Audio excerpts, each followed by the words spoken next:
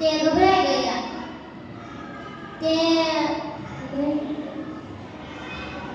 તે ગભરાઈ ગયા. તેને આઈથી ભાગવાનો એટલો સમય નહોતો કે તે ત્યાંથી કે જઈ શકે.